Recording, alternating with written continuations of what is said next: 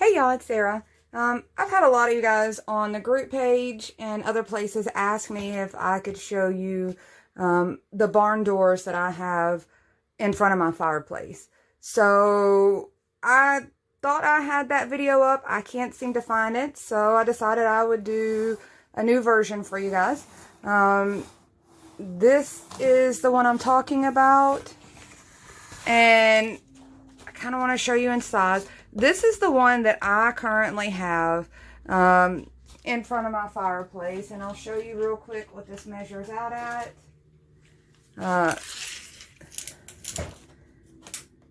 This thing is about 32 inches high, and mine is just under 22 inches wide. So the one I'm going to be showing you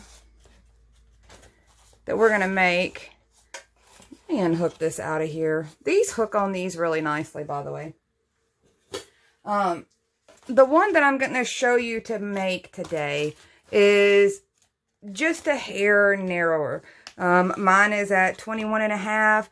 This one is at 18.25. The reason that I did that was because I'm going to show you with mine. Wasn't sure everybody was going to like this point. These foam core sheets come in 20-inch widths. Rather than cutting two down and joining them like I do a lot of times, mine ended up having this overhang off of my backer on both sides to get that width. So essentially all I did was pull one slat out of this and go one slat narrower, you can see, so that you would not have this type of overhang that I ended up with on mine.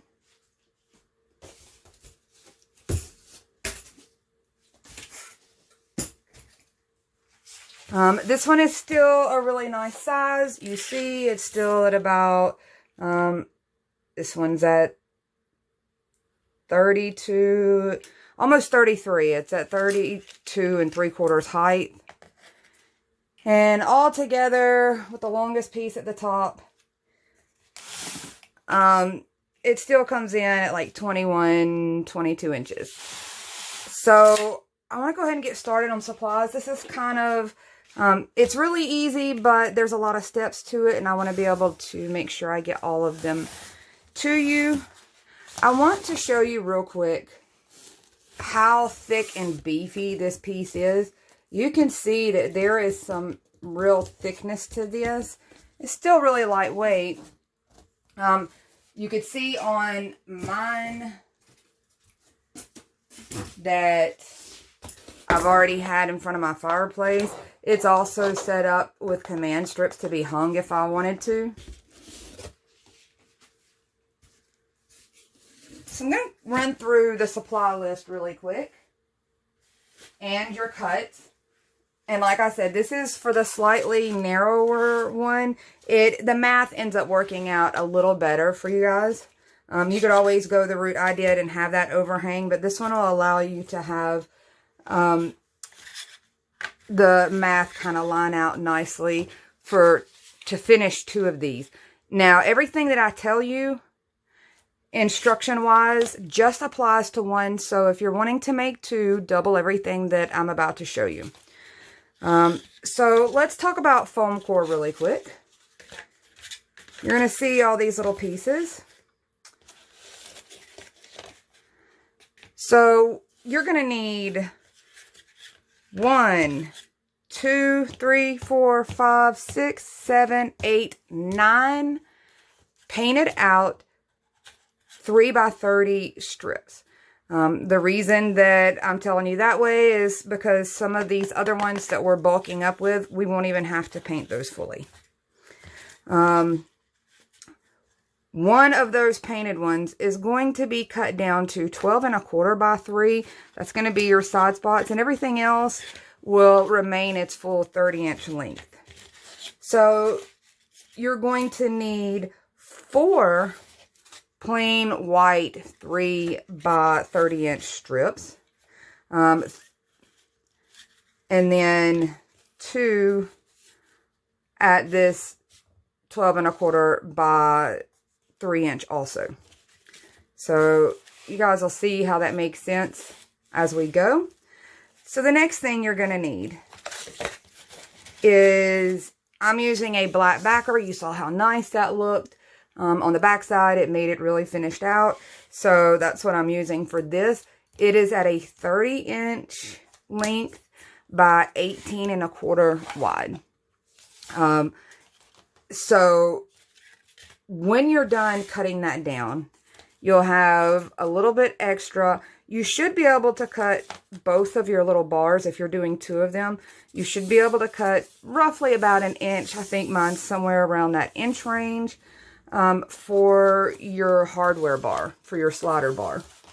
So once again, I set this one up where there was less waste, and the math worked out a little easier than my original one.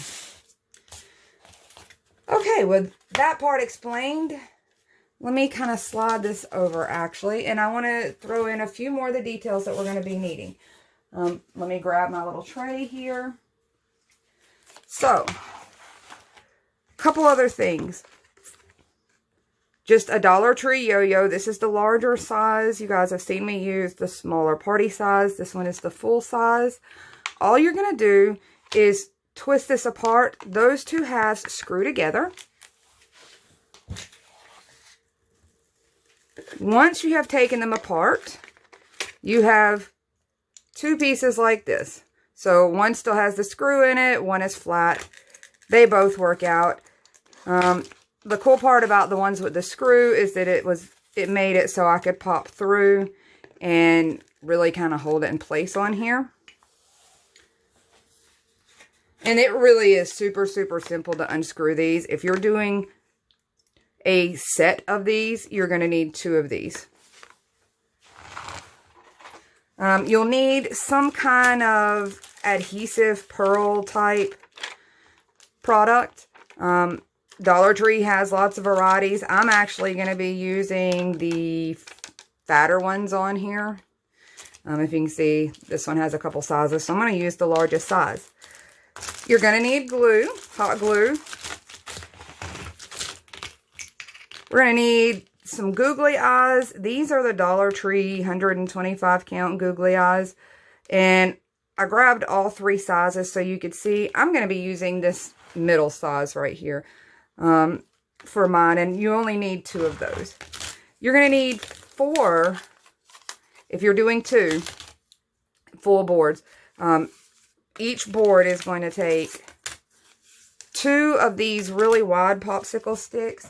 And I'm not sure how wide these actually are. Let me... they're about 1 1/4 inch wide. So these are the larger popsicle sticks. And we're going to be cutting those down to 8.5 inches. So 4 altogether if you're going to do a full set with 2 barn doors. I think that's all in the supplies. I'm going to show you some of the prep work. So the first thing I did is I went ahead and got my boards painted, obviously. There's a couple things that I want to show you to paint ahead of time that can be drying on you while you're assembling other parts. So while I personally at this stage would find it easier to put this together a different way, I'm going to show you kind of a backwards way so that you have time to let your other bits and pieces be drying on you and getting this put together. I'm going to be using, really quick, some Waverly Wax and Clear and Waverly Chalk Paint in the color Ink. The wood tones, the tutorials for those are always separate. Doing the paint technique is always separate. It's usually a long technique. So this one is the salvage barn wood look. You guys know this is kind of my favorite in my household right now because it's got both the warms and the grays in it. So this is kind of my go-to. You can certainly pick any color you want to. Do something really bold. Do a colorful one. But this is the salvage barn wood. So in that, I mixed up a little batch. Because the salvage barn wood is made with 3 colors typically. It's made with Waverly Wax and Clear, Waverly wax in antique, and then Waverly wax and ink. I'm sorry, Waverly chalk paint and ink. I whipped up just a little batch of all three of those mixed in. Mostly it is the antique with a little bit of the ink and just a hair of the clear. That way I could do the sides and edges all in one even coat, and it still blend in pretty well with the color tones that were in this. This was just a shortcut on this part. So one of the first things that I want to show you to go ahead and paint so that we can let dry, I'm going to bring in my little rubbery things here and try to protect my fingers from making a mess everywhere.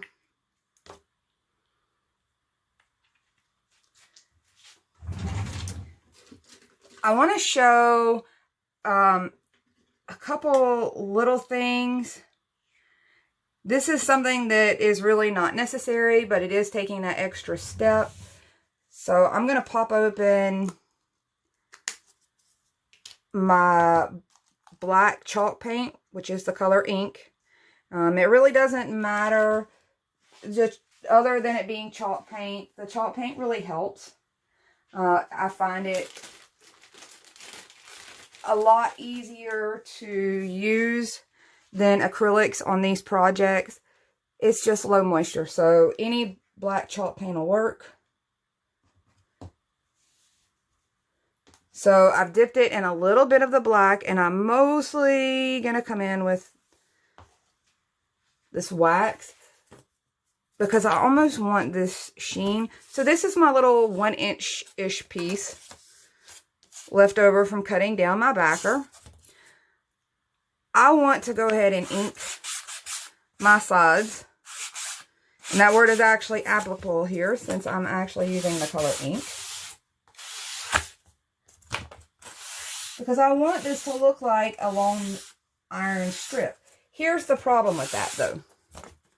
If you notice, it's a different color on here. So we're going to just do that whole surface. That way the entire color blends in. You've got a nice rich black instead of this charcoal shade of black. And it'll end up matching into your other hardware pieces more nicely. So all I've done was hit those edges. Be sure to get your ends because you'll see those.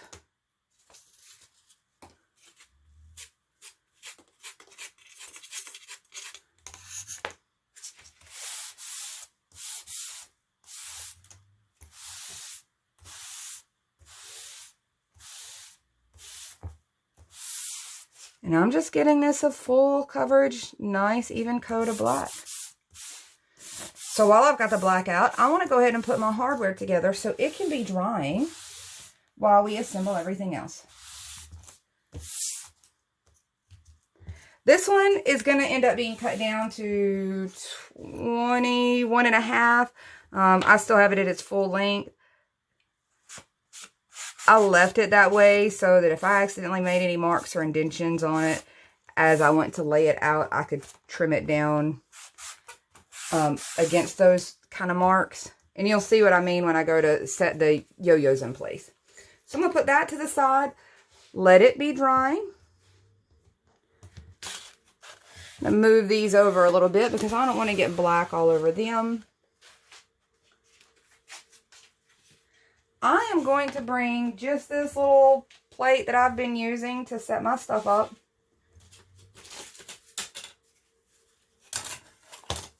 And this is for one door. I'm going to show you really quick a couple options on cutting these. I'm going to grab a pencil because I want to be able to mark mine down. We want this at 8.5.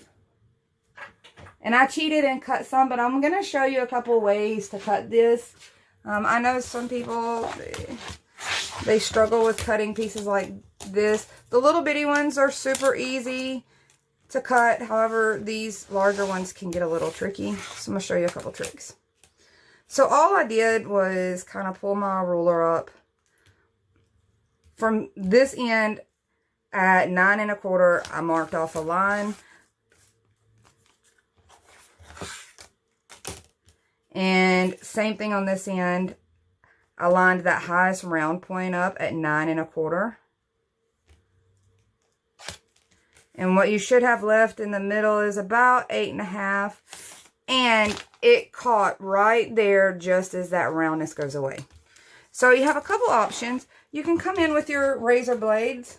If you're already familiar with using those, I want to tell you that having these little tip things on makes this part, if you're just using the straight blade, it does make it easier. I feel way more secure gripping my blade this way than I typically do.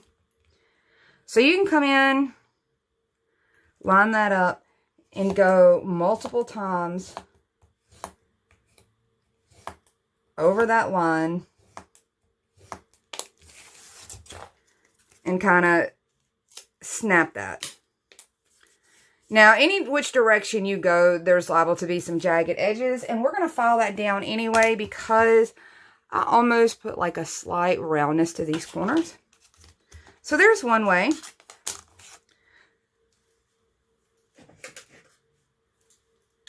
This is just a little mitering tool. I'll be sure to have the link for that. This one works really cool because you can get actual angles properly. However, this one terrifies me because it will go flying.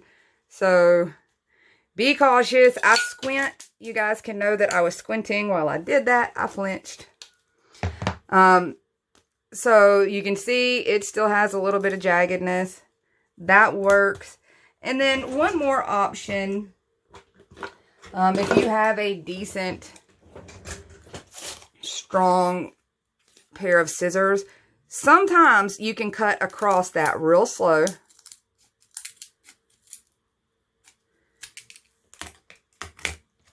And cut it that way too. Either which way you do this, you're going to have to sand this down anyway, just for the look that we're shooting for. So I'm going to give you a couple options if you didn't have any special tools.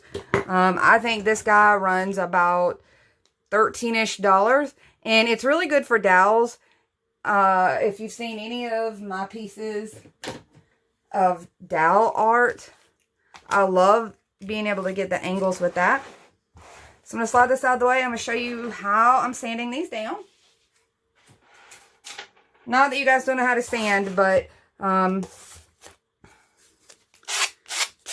want to get those edges nice and flat. We want this to look like a little wrought iron strip. And I'm just going to hit those corners just a little bit. Instead of being real pointy and sharp, I'm going to hit those corners down a little bit. We're not completely rounding them off, but we're kind of rounding them off. So now that you know how to do that part, let's get into the fun little detail part. I like making the details, guys. This is kind of one of my exciting little parts. So I'm going to come in. One of the things that I should have told you to do is just go ahead and take, once you have this cut down, this is just going to make it easier. I did the measurement for you in relation to the yo-yo. So on one of the edges, come down about 1 3/4, because that's going to line up right about the center of your yo-yo. And the reason I'm doing that is so my alignment, ooh, let me take these guys off. I can't pick up the little things this way. My alignment on my little googly eyes will be perfectly over my yo-yos. All I'm going to do is bring in my hot glue, whatever glue that you want to use for this. Putting it right in the center of that line, both horizontal and vertical on that line. I'm going to go ahead and push that little fella in place. I'm going to grab my craft knife because this next step to me, I feel like is much easier. Ooh, let me go ahead and do this guy.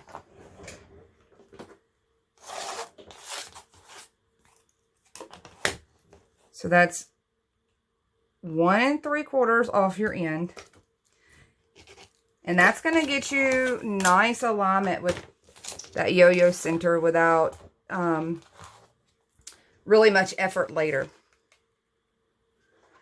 Same thing, I'm going to put it right there. Okay, I'm trying not to laugh at that, guys. So the next thing, I'm bringing in my craft knife because I find it easier to get these off this way. I have some tweezers that I could use, but I figured more people had a craft knife. So I'm going to come down here on this other end. I'm going to come in about 1/4 of an inch from the bottom, 1/4 of an inch from the side. I'm going to try to keep it spaced out together.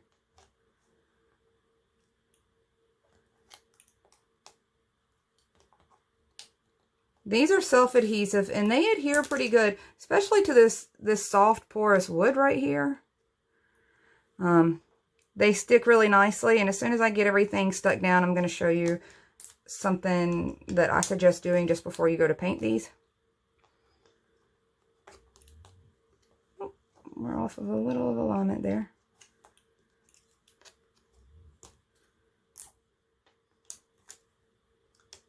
So lining them up like this kind of allows me to keep all those little rivety kind of spots in alignment. So you have a nice symmetrical piece.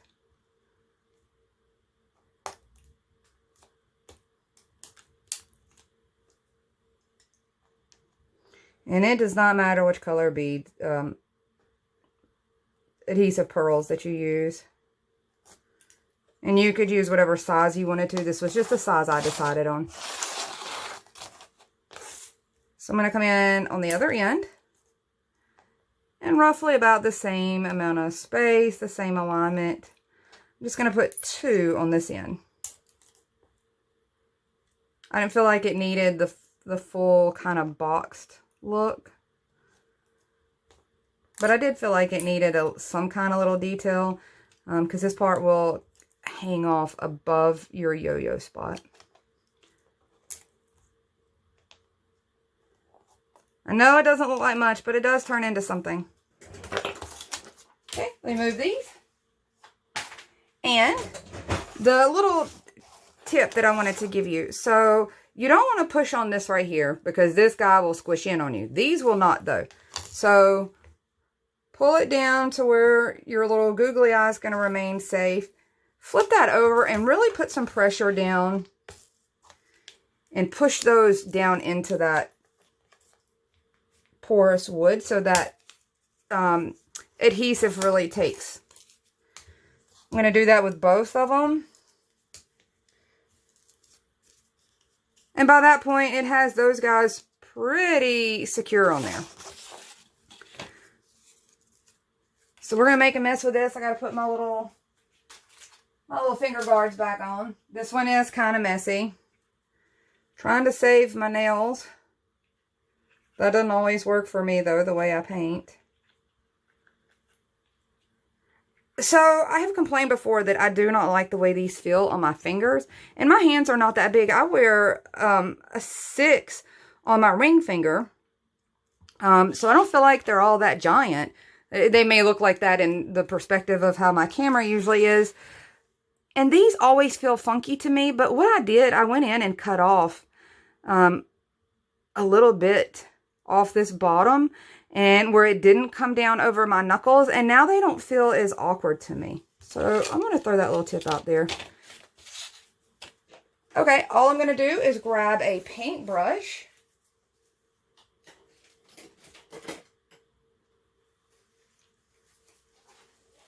And I'm going to make sure that mine was already in some water. I want to make sure that it's not too super wet. I don't want to warp this popsicle stick too much.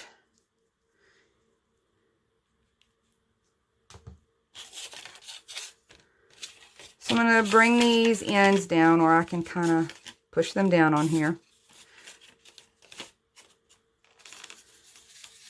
In my first application, I'm swirling around those to apply my paint to make sure that it's getting down underneath those edges of those adhesive pearls to make sure there's no white spots.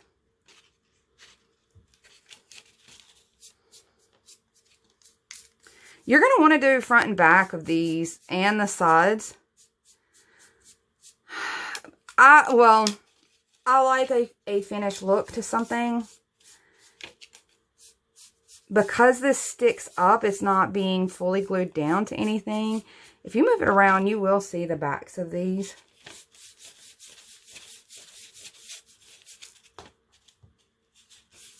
So I just like to kind of keep that visual that it is actual metal pieces. So same thing around the googly eye. You're going to have to spin around it a little bit to get, you see, it didn't really want to go all the way around those. Otherwise, you're painting with the grain, typically. And you may want more than one coat. I ended up doing 2 coats on all of my pieces just because I wanted the heaviness of that chalk paint to kind of cover some of that wood grain. I didn't really want the wood grain to be noticeable. So I went ahead and did 2 coats just to kind of blend out that wood grain. Kind of filled that in a little bit.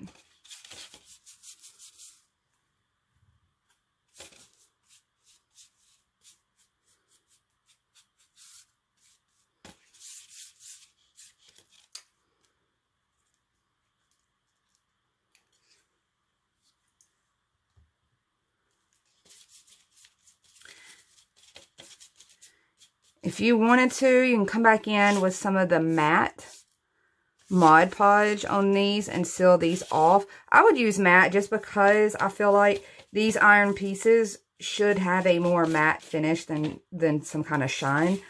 I have not really had any problems with scraping them off, but you do have to be gentle. We're painting chalk paint over these little round plastic pieces. So you can seal that off a little Mod Podge if you feel like you need to. Or maybe just seal off above your little rivet type places. Mine has been up. You guys know that mine has been up for several weeks at least. It's been a couple months since I've done that one. It was one of my first bigger pieces. And so far mine look fine. But I'm always trying to think of ways to get longevity. So I think 1 coat's going to be fine for me. I'm going to bring my little fan over here and kind of speed this process up. I wanted these to be drying. All my little black pieces to be drying. Now we can start the assembly process. I'm going to show you why this mixed little batch and having white pieces kind of mattered this time. It's like a speedy little shortcut. You could certainly go in and paint all of your boards if you wanted to.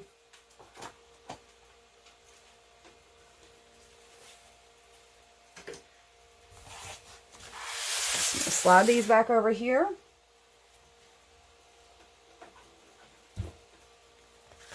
And let me show you some assembly here. This is pretty straightforward. Whoops. I got so excited I was throwing foam core at you guys. So the assembly is pretty straightforward. I did prefer to start on my edges, so I knew that my alignment was really flush on these sides. That's why I went with these measurements, so I'd get more flushness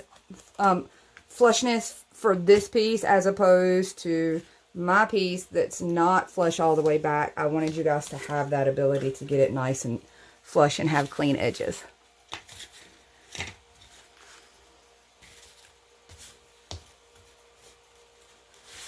So our first pieces to go in place are going to be these white ones on the edge. Now, I want to show you why I just went ahead and whipped up this little mixed batch of my antique and black mix. We still want these edges painted out fully. Slide that back. We still want these edges painted out. There are spots where it will be exposed.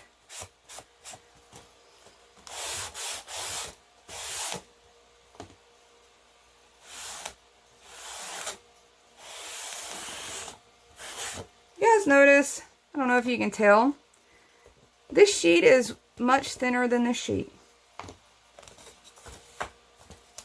Yeah, I know there's some differences, but that one's actually really visibly noticeable to me. Okay, so we're finishing out our edges, but we kind of want to do those sides too, because as these stack up, if you don't align those just right, you can start to see some white edges through. So to get those edges to blend, you can see kind of how that ends up. You know, this helps protect you in any gluing situations. So what I'm going to do to offset that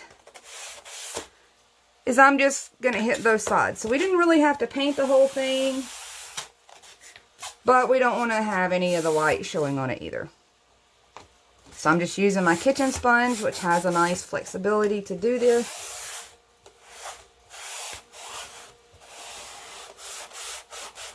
I'm going to get those edges nice.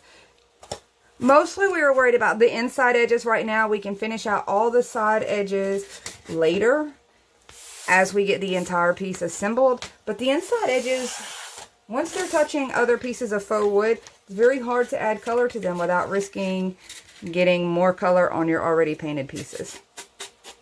So even with the ends, we don't have to focus too much on. We'll get all of that on the outside. But you still want this little bit of edging. So I know that looks like a mess, but it does serve its purpose. So I'm just bending this in half and hitting both sides at the same time. That way from either direction, we don't have any white showing through on us. It can seem like a little bit of extra step, but it really works towards giving you such a nice finished piece.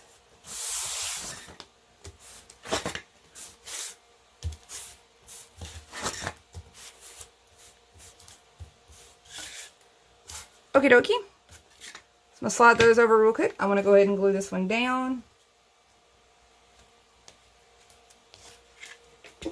That way you can see why we're going this route. So I'm loading this thing up top to bottom. I want to start, the black tends to be a hair different in size, length than the white. It is a hair, itty bitty tiny hair longer. I don't know why that is, but it is. So what you want to make sure is, like, for wherever your top part of your barn door is going to be, make sure one of these ends is super flush. The other one's less likely to be. That I ended up doing my bottom. But your top, you want to flush one end of this really flush, so that looking down at it from that part where the hardware is and where you draw in that attention with the hardware, you want to make sure that you've got that part nice and fit together. So I didn't get all of the white on that. I want to make sure I do. Come in, do the same. Load this up with glue. I know it's a little scary to see me gluing down these ugly pieces like this.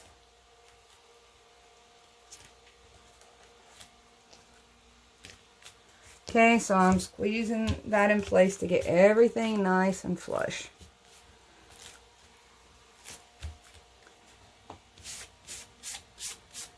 So you can go ahead and start on the other side and get both of your sides really flush first. What ends up happening is that you know for sure these edges are flush. You might end up having to trim a hair off of one of your center sections just out of a tight fit. But I'm going to go ahead and do it that direction because then I guarantee no matter what that my sides line up really nice.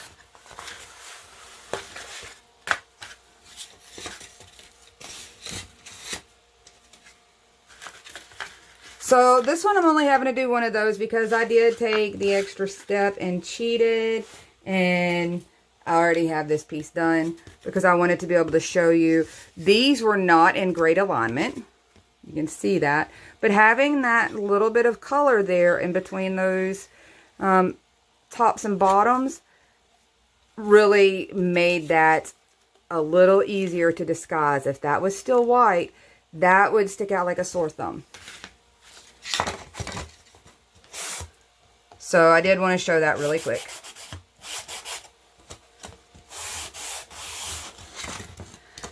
This color mix, by the way, if you like the real wood stains in walnut, Kona, Jacobian, things like that, this mix right here combined like this, pre-mix. I don't do that very often. You guys know I don't like to waste paint that way. However, this is something that I do a lot to finish out my sides when I'm doing this kind of salvage barnwood look. It's dark enough to a lot on those edges. So this is kind of a mix that I keep handy just to do my edges of these. That way I get a nice blend all the way through. Okay, so that one's edged out. I'm going to go ahead and glue it down. I want to make sure which one of my sides was working on being my really flush, or my tops there. Like I said, it's only a hair subtle difference between the black and the white and the length. But it was just enough that I wanted to make sure my alignment was really nice.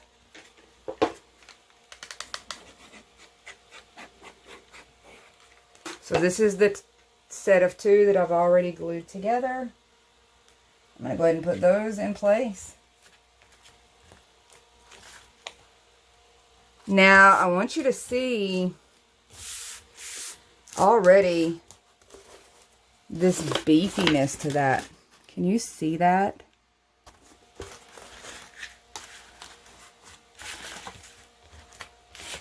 So I'm going to play around with these and determine who's going to fit and who's not.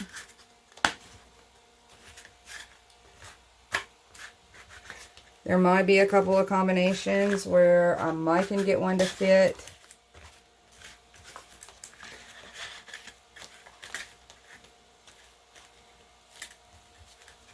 And like I said, it might run into the case where I would have to trim just a hair off of one of these. And I was okay with that because I really did want these edges to be as smooth and lined up as possible. And with the slight variances that you can get in your cuts, sometimes you're going to get a little bit off on that, on those 3-inch pieces. So what I'm going to do is try to fill out the most narrow pieces I've got here. So I'm going to pull this guy out.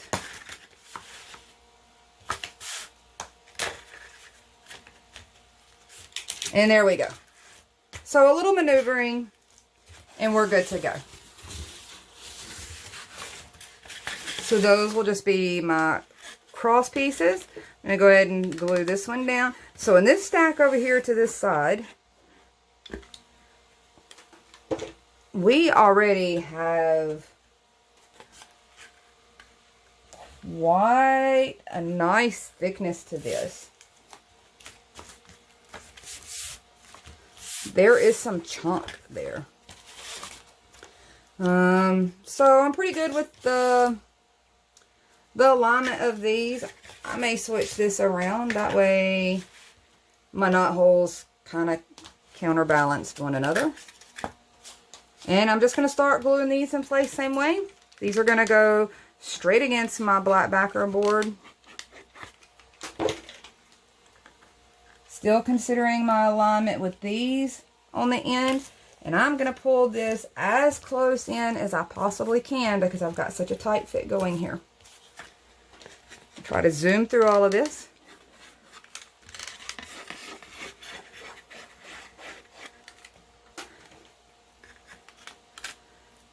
Y'all, I know my videos get long, but I consider these less to be, I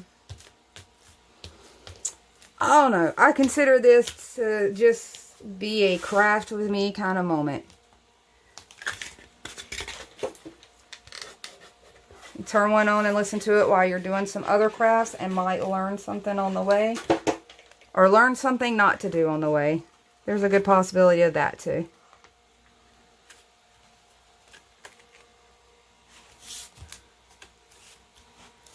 Okay, I pulled that one over, got it aligned, and now we're down to this last guy.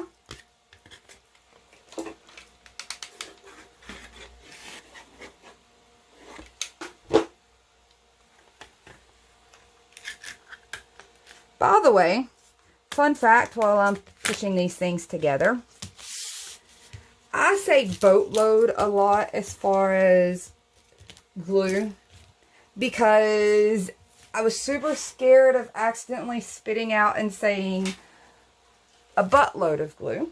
However, I recently learned that that is an actual technical measurement. So that is an interesting fun fact that I did not know.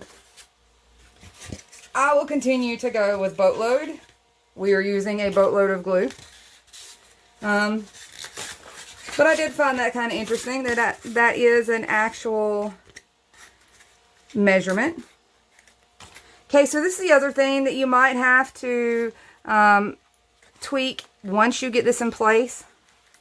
It looks like I will. Let me check both ends. I might be able to switch from one end to the other.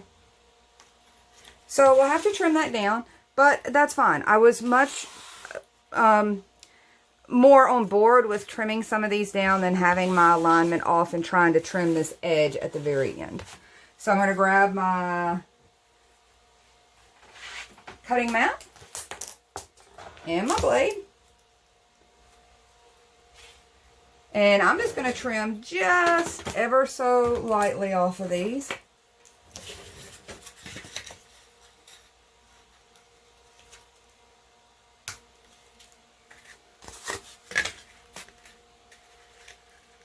And we're going to want to go ahead and paint these guys.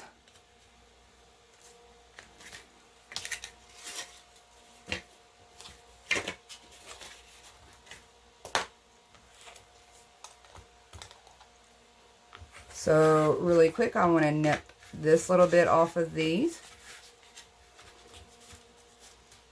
And I think this is going to end up making this maybe like 12 inches and 1/8, somewhere around in there. It's still a little bit over 12, but it's not quite 12 1/4. The cool thing about doing it that way is these pieces end up locking in place so nice.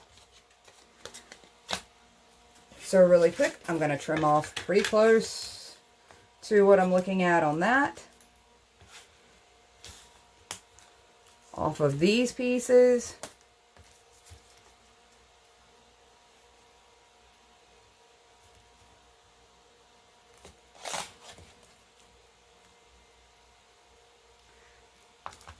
And this very well could have had to do with where I aligned these upper layers there too.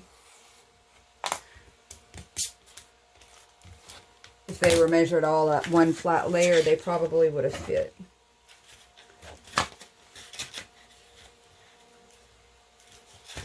A little more off of that.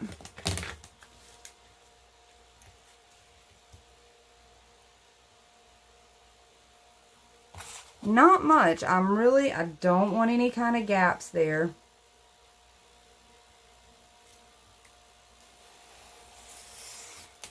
Hopefully that wasn't too much. No, we're good. Okay. So, same thing. I'm going to go ahead and hit my little sides. We can't do these after they're glued in place. We won't be able to get to that. It's just making sure you don't have any little bit of white popping up right there.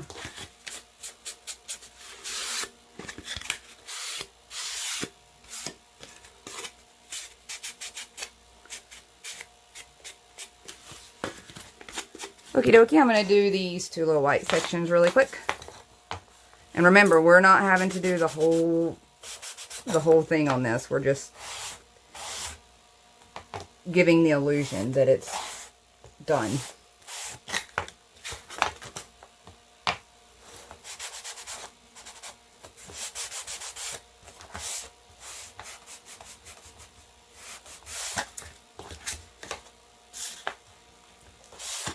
So I want that little bit aside. Same thing here. That way we're not going to have any white peeking out. Guys, if I hadn't mentioned, I absolutely love mine in front of my fireplace. Now, I would not suggest this to anybody that's actually using their fireplace. That stands to reason. However, we have not ever used our fireplace since this house was built. One of my kids is a little terrified of live fire. So ours is just for looks. It's just for me to decorate. So I didn't feel bad about putting these in front of my fireplace. I did think it was kind of nice. It hides it a little bit, and now my cat doesn't climb in there as often. She gets in there and plays with the light. Okay. So these are all good. All my white's covered.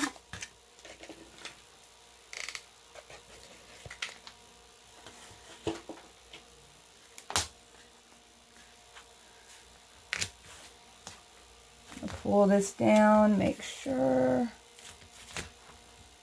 Got it nice and flush.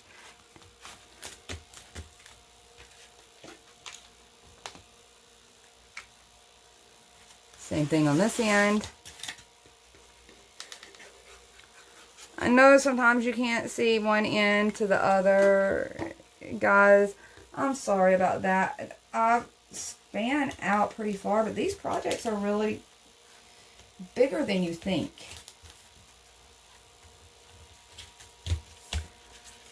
Let's see which one goes here. This one goes on this end.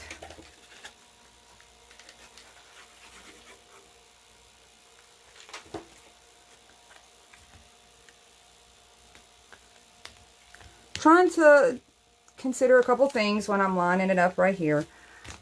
Not only do I want to keep it as flush as I can, but I definitely want to try to keep this line across here where these meet together relatively straight and even also.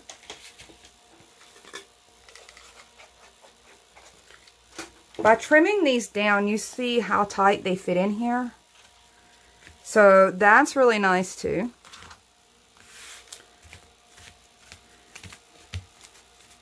Now, before I go any further, I want to throw a couple things at you detail-wise that I'm not doing, but you certainly could. I've mentioned these before. These are little carpet tacks. They are very rustically made. These are from Walmart. They look like each individual one was hammered out by hand many, many years ago. These are pretty short. With the thickness that we're going here, you could easily pop these into place and have a nice detail. I'm not adding these for this video, but I did want to throw that out because I thought these would look really nice with the metal look that we're already applying. Excuse me, guys. Okay, so determine which end is going to be your end, your top end, whichever one that you worked to get more flush. Now you can see kind of why we wanted to make sure as many gaps as possible were covered. The next thing you're going to want to do, I'm just going to do my top for right now, and I'll come back in and do these other sides later. Because this piece is so large, I'm wearing a white shirt right now. I don't want to lean up against it. I just need the top done because I want to go ahead and be able to put my hardware down and get it glued in place. And I won't be able to do this part later if I don't get it covered now.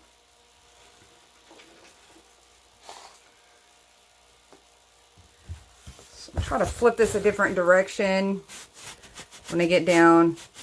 And all those little grooves, these are the ends that are perforated.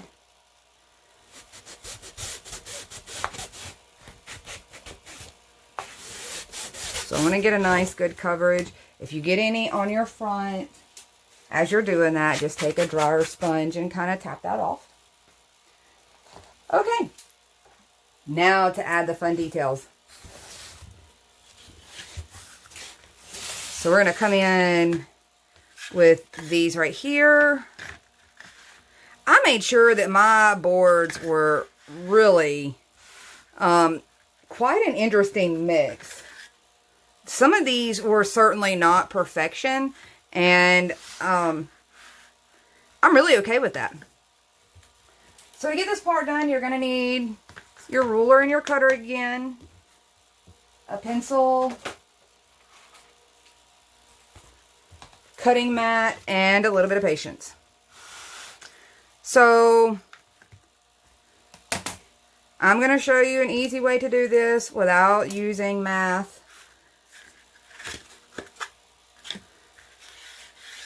I am going to come in and align this straight line directly to this corner, and the other end will be done the same way.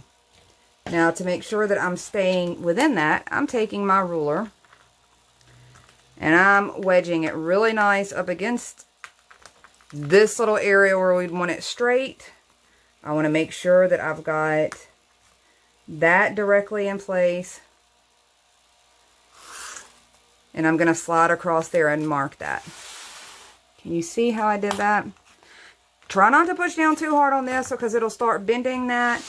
And then you'll have a bent piece that has a little crinkle and wrinkle. So I'm just going to come back in here. I'm going to trim right along that line. Guys, if you notice, I always like to point this out. When I go to use this blade this way, I always start up here somewhere and then come down, because then I've already got good pressure on it. I'm going to take that raw end and go ahead and tap just a little bit of color on it so I don't have any white showing through. So hopefully we've gotten that right, or pretty close to it. And I'm going to switch around and do the same thing on the other end.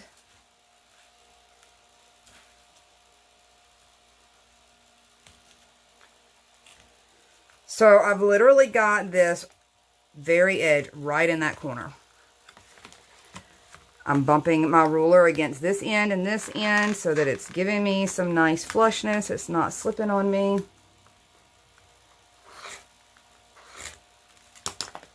We're going to pop that off.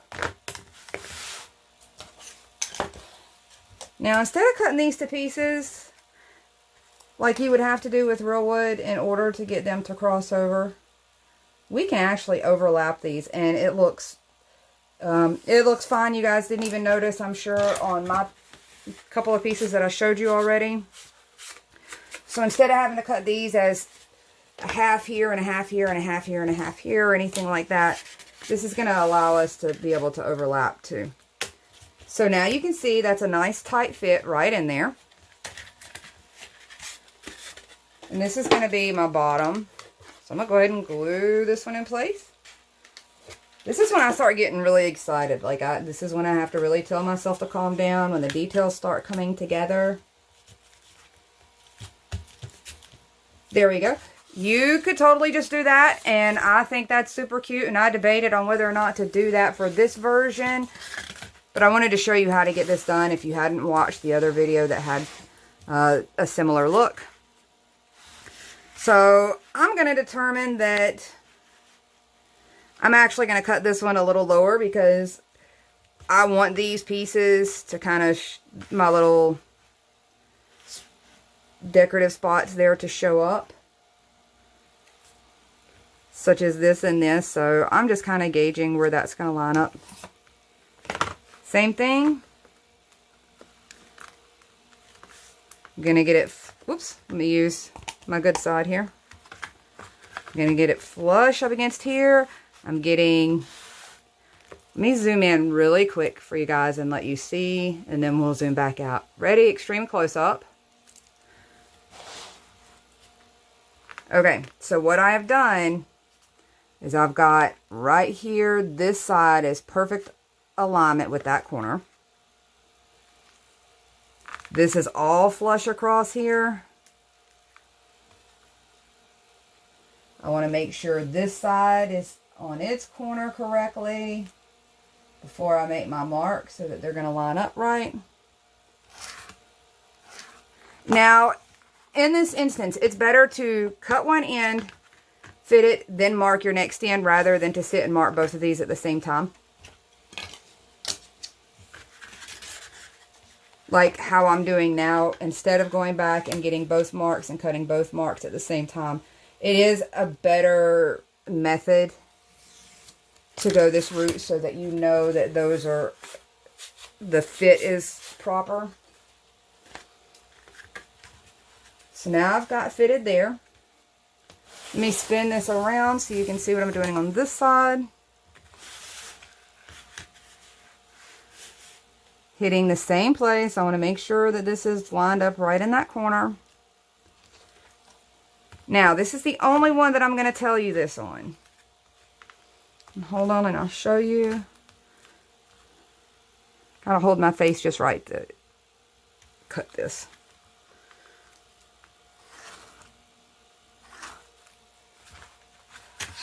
So, the one difference that I'm doing on this very last piece, because this is the piece that overlaps, I'm going to cut just a baby hair on the longer side of that line. The reason is that little bend, that slight little bend, is going to shorten the span of this just by a hair. So I'm compensating for that a little bit, and you'll see, here is my line. I am literally just going to cut right on the other side of that line instead of cutting directly on the line. Not by much. You're not adding like a whole, you're not even adding an eighth. You're just adding a little bit. You can just kind of see. Just enough to help offset that little bit of loss that we get curving over that surface. Okay, these, just make sure your edges are done, because by the time we glue these down, we can't fix those edges. Here we go. Let's see if I did correctly. And I'm just kind of determining whether or not I like where my knot holes are lining together. I felt like they were a little too close on that end. So here we go. Nice, beautiful, tight fit. I'm just going to come in. I definitely want to hit these edges. There's a few spots that won't be touching to glue down. I'm still covering the whole thing with glue. You'll see what I mean in just a second. There'll be like a little gap there and there that's not actually going to hold glue.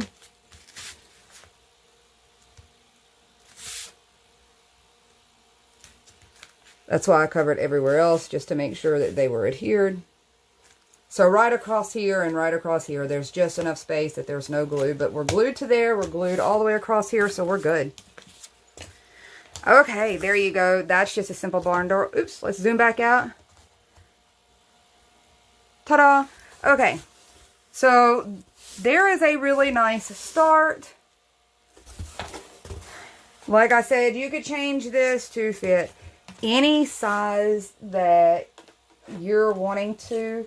I wanted to make this easy measurements. I think this takes 4, if you're doing a full set, which by that I mean 2 barn doors. I think it comes down to 4 sheets of white foam core and then 2 full sheets of black. Okay, now to bring in the last couple of details. Let's check and see which end was my super flush end. So this is the end that I'm putting my hardware on.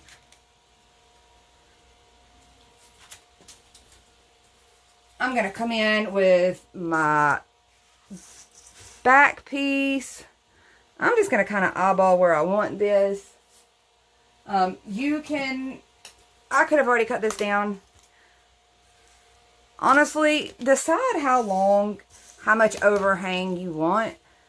I didn't want too much overhang. I didn't want it to catch on anything. I think I went at about 21.5 inches, somewhere around there. So I'm going to stick with that. So I'm just going to mark that so I can trim that down real quick. But you could go this full expanse if you really wanted to. Just know that. I was a little worried that since this one was only 1 thick, my other one, if you've watched it, I did these 2 thick. Because our yo-yo is so large on this, we cannot do it on 2 layers thick.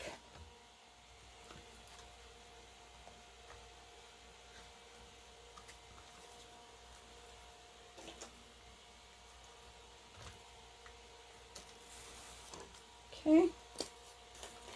Let me clean that up a little better there.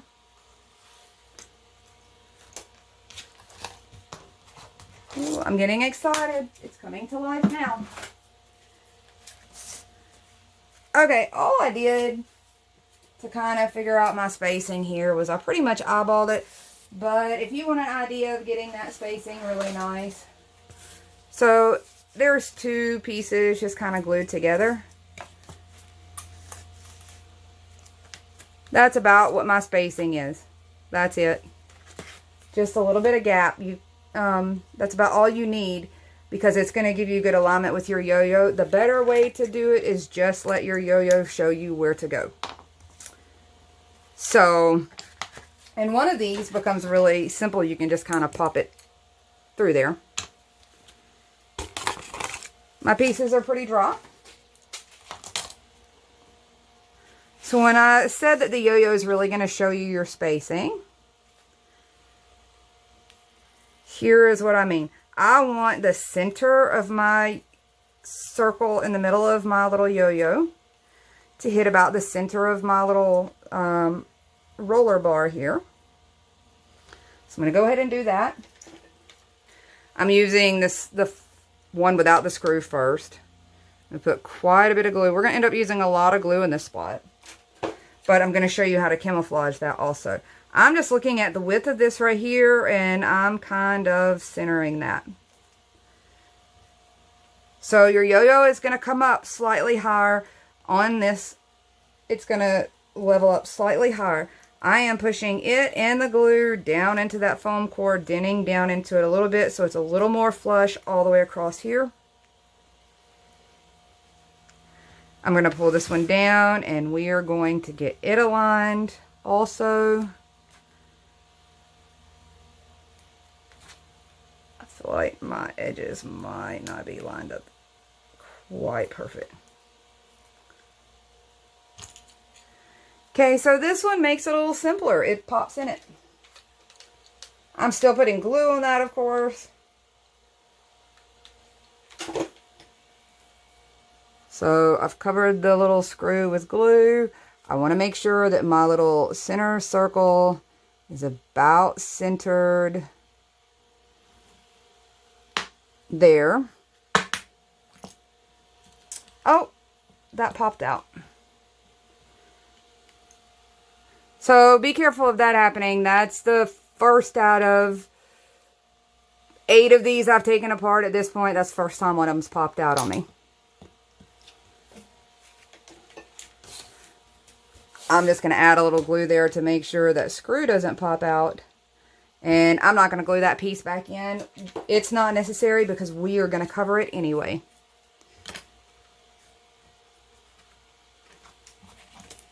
I'm still going to do it, guys. I can't help it. I would know underneath there. Don't judge me on this. There's a part of me that would know. It's the same reason why I like to finish the back of my pieces.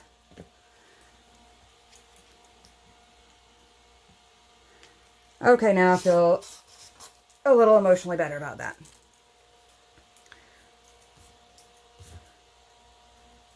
So, a couple things I'm going to do here. Right here along this edge and right here along this edge, where it tops this thick portion up here, I am going to put a little glue so it holds. Now, this is not going to be the only stability we have there. You're about to see where I'm going to add to that.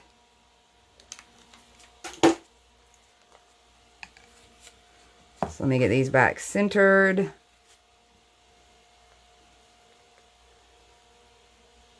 So that just helps everything from sliding around. Here is where we start getting some security, guys. Well, I say, let me be able to flip this over.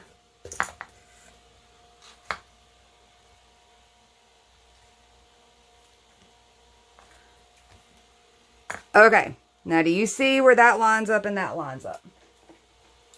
We are going to load that up with glue down in there. Try to keep it behind where that roller and all of that spot is going to be. And don't worry, once this hot glue dries right there, I'm coming back in and I'm painting that with black chalk paint so that it's not shiny and glue looking. And you'll see what I mean. It's all about the details. So I've got glue strings everywhere.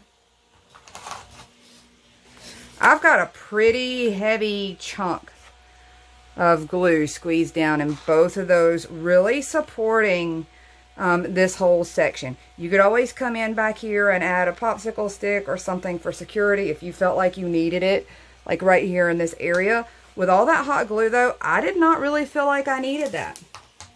Let's see if this is strong enough for me to flip over. Good, good. Okay.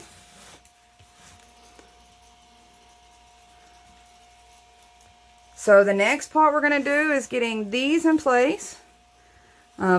This is going to be our top portion. This is the part that we wanted to line up with the center of this yo-yo. So from about here down, I'm going to load this thing up with glue. And on here,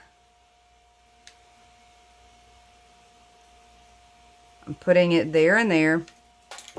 That way there's not a whole lot showing through from the back. And I've got this kind of little rivet piece right in the center of my yo-yo. Just going to lift this up and squeeze all of these parts down and together. Very nice. Can you see that? I try to switch to this side and do the same thing.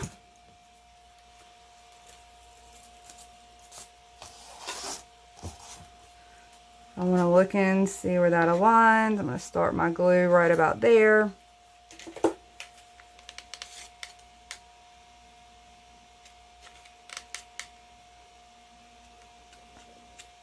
Try not to get too close to the edge of your popsicle sticks. When your glue seeps out, sometimes you can fix that, but sometimes it'll pull your paint colors right up. So same thing. All of my alignment is based on where this hits on my yo-yo. And I'm going to come in, push this down really well. That's the adhesion point that I really want across this surface.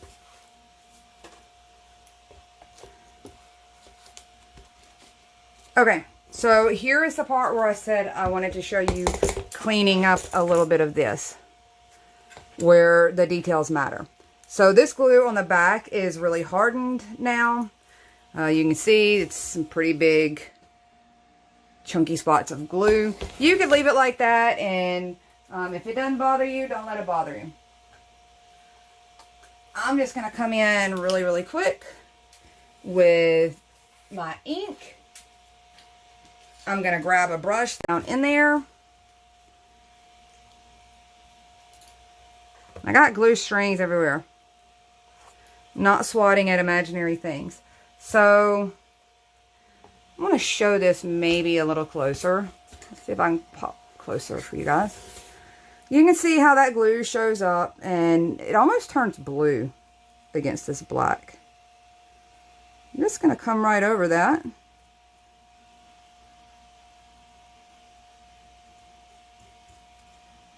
And now if you ever happen to glance at the back, not that anybody's turning your stuff over, but if you happen to glance at the back, that just kind of looks like welds instead of that kind of, I don't know, the hot glue, it almost glows against black to me.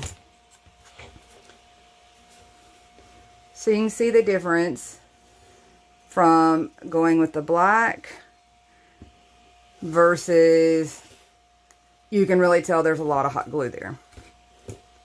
So I wanted to show these little details. So now that barely stands out. Once this dries, it'll be completely unnoticeable. None of it's noticeable from the front, but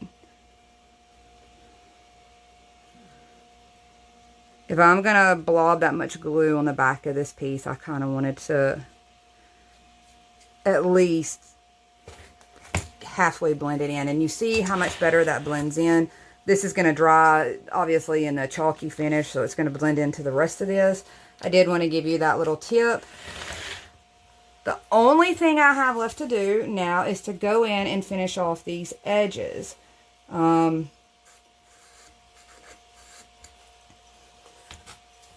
So let me flip this over and show you where we stand. And you can almost see, minus this black edge, or the very backer piece. Let me zoom that back out. Minus this backer piece that hasn't been done yet. Look how nice these edges are, really smooth.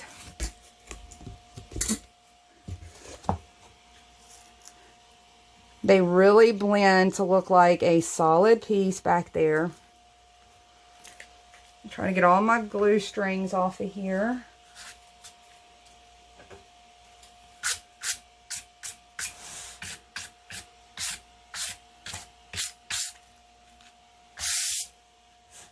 Okay, here's a little better look at your hardware now that it's all in place. You can see where everything lines up.